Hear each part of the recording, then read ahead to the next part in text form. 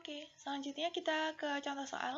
Jadi contoh soalnya yaitu diketahui PDB suatu negara baik yang dihasilkan warga negara dan warga negara asing itu sebesar 80.000, nominalnya dalam miliar ya, karena ini pendapatan nasional jadi nilainya itu besar.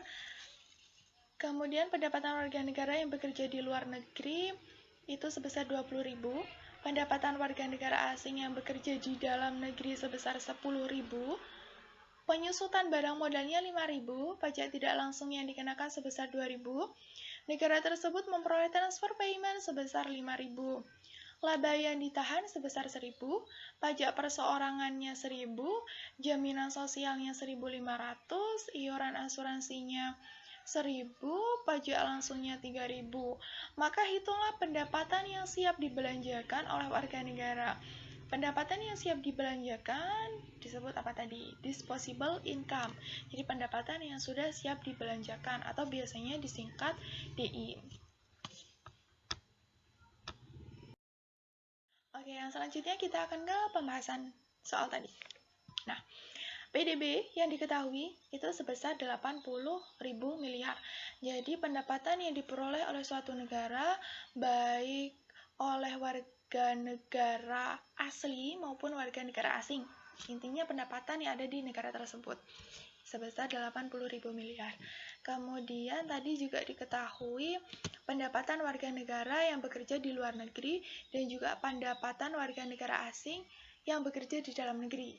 Ini digunakan untuk mencari PFPN-nya atau pendapatan faktor produksi neto. Tadi pendapatan warga negara yang bekerja di luar negeri berapa? 20.000 ya. Kemudian pendapatan warga negara asing di dalam negerinya ada 10.000. Maka hasil untuk PFPN-nya sebesar 10.000. Hasil dari PFPN ini digunakan untuk mencari yang namanya PNB. Jadi PDB dikurangi dengan PFPN. PDB-nya tadi 80.000 dikurangi PFPN-nya 10.000, maka hasilnya 70.000. Terus selanjutnya kita cari lagi PNN. PNN tadi apa? PNN adalah produk nasional neto.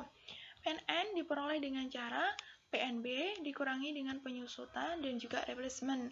Tapi di contoh soalnya tidak ada replacement-nya, tidak ada nilai atau besar replacement-nya. Yang diketahui hanya penyusutan, sehingga PNB dikurangi penyusutan.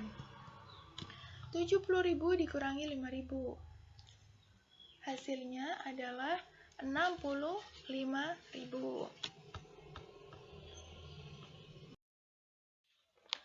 Oke, yang selanjutnya kita akan menghitung NNI atau pendapatan nasional neto. Pendapatan nasional neto itu diperoleh dengan cara produk nasional neto dikurangi dengan pajak tidak langsung. Tadi di soal pajak tidak langsungnya sebesar 2.000, jadi 65.000 dikurangi dengan 2.000. Maka hasilnya 63.000. Setelah NNI ketemu, kita cari PI atau personal income. Caranya adalah NNI ditambah dengan transfer payment dikurangi hasil penjumlahan dari laba ditahan ditambah pajak perseorangan ditambah iuran asuransi dan juga iuran jaminan sosial. NNI-nya 63.000 ditambah 5.000 transfer payment hasilnya 68.000 ya, dikurangi dengan penjumlahan laba ditahan, pajak perseorangan, iuran asuransi dan jaminan sosial, berarti dikurangi 4.500. Ini kan hasilnya 4.500 ya. Sehingga ketemu hasilnya 63.500. Setelah ketemu personal income, kita cari disposable income, yakni pendapatan yang siap untuk dibelanjakan. Caranya adalah personal income dikurangi dengan pajak langsung. Maka 63.500 dikurangi 3.000. Hasilnya adalah 60.500. Maka pendapatan yang siap untuk dibelanjakan oleh masyarakat sebesar 60.500 miliar.